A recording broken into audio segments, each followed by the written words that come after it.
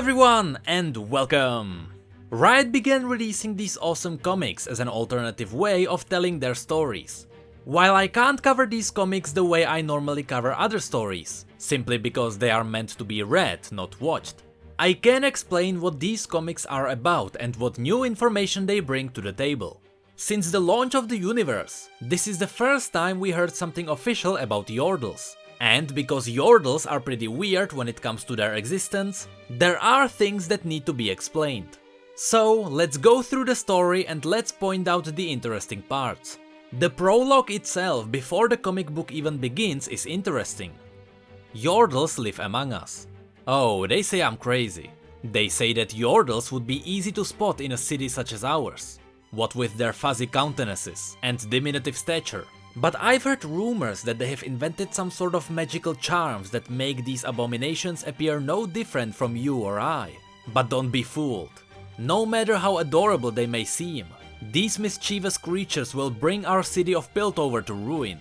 If I were so moved, I'd say they are even bigger threat than those lunatic terrorists from Zone. But I'm getting ahead of myself.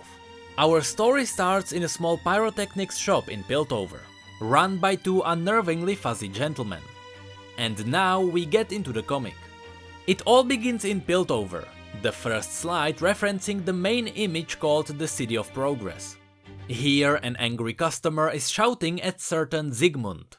Instead of cleaning his chimneys, Zygmunt's pyro gel blew up all of them throughout the entire east wing. The owner of the store doesn't want to upset the customer even more, and he tells Zygmunt to pay him back for his trouble. The owner being Heimerdinger, who is also Zygmunt's mentor. At this point you may be wondering why does this Zygmunt, who is obviously Ziggs, and this Heimerdinger, who is obviously Heimerdinger, look so weird?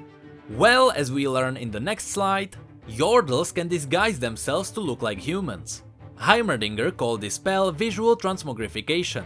They do this to protect themselves, especially in a city like Piltover where every scientist would love to dissect them and see what they're made of. Apparently, rumors have it that Yordles are killing machines, magical beings with powers that others can't understand.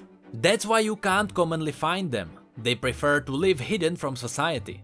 Obviously Heimerdinger is mad at Ziggs for blowing stuff up again, to which Ziggs threatens him that he would go outside without the transmogrification spell. Ziggs is sick of hiding all the time, and to clear his head, he decided to go for a walk. That's when he meets Jinx, and during their interaction something weird happens.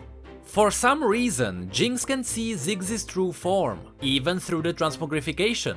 You can see that he is really using the spell because it is indicated with the yellow sparks around him. The sparks appear on all slides where they are using their human forms. It is possible that because Jinx is crazy, the spell couldn't go around her mind. Maybe it is targeted at completely sane people. Right now, this part is a little bit of a mystery.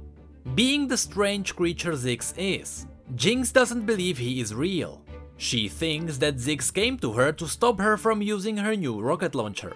But because Ziggs doesn't want to do anything with the infamous loose cannon, he decides to leave. So, Jinx tries to blow him up. The two engage in a battle of explosives that turns into a fun game for both of them. After the battle, they both realize how much fun they just had and they became friends. Jinx then realizes that maybe Ziggs came to her to repair the rocket launcher. But because Ziggs promised Heimerdinger that he wouldn't randomly blow up things, he decides to leave again. Out of frustration, Jinx kicks the rocket launcher and it fires into the sky. The giant explosion above the city reminded Ziggs how much fun it would be to be free for a day. So he decides to join her on her adventures. They visited an art museum, then they went for some cakes, and they even saw an opera house. Jinx's final act of the day would be to blow up the Warden station. This is when Ziggs begins to hesitate. He suggests that maybe they should warn them first and let them evacuate people before they blow it up. But Jinx said it would be more fun if there was no one to enforce rules in Piltover. This is where Ziggs drew his line. He had no problems with blowing up buildings, but he would not kill innocent people. So instead of hitting the plunger together with Jinx, he stole it and ran away. He ran towards the station and warned everyone to get out. Unfortunately, Jinx caught him and took the plunger back. CZECH tried to reason with her, but she pressed the trigger anyway. Fortunately, by the time the station blew up, everyone was already outside. No one was harmed. Just as the wardens gather around Jinx and CZECH, the transmogrification spell wears out, revealing CZECH's true form. It is at this point that we get more information about Yordles. It seems that people's opinions are all over the place and mostly filled with rumors.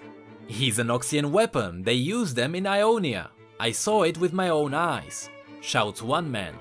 Either this is foreshadowing of a story where Noxus really used Yordles for the invasion, or it is just a rumor. We know that Noxus used children against Ionia, so maybe they think that these children were Yordles. The comic also reveals that children aren't afraid of the Yordles because they aren't affected by adults' opinions.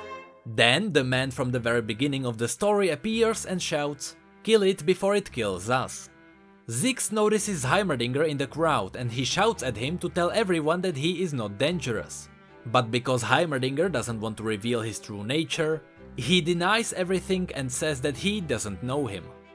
The story ends with Jinx taking CZECH to Zone where she thinks he would blend in better.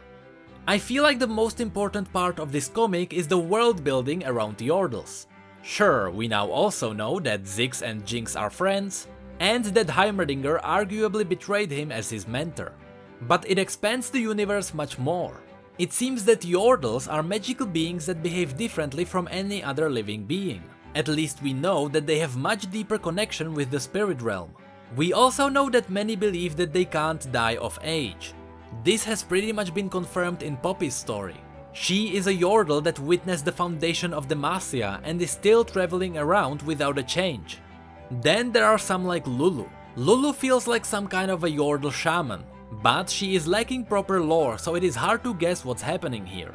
The rest of the Yordles from Bandle City seem to live isolated from the rest of the world.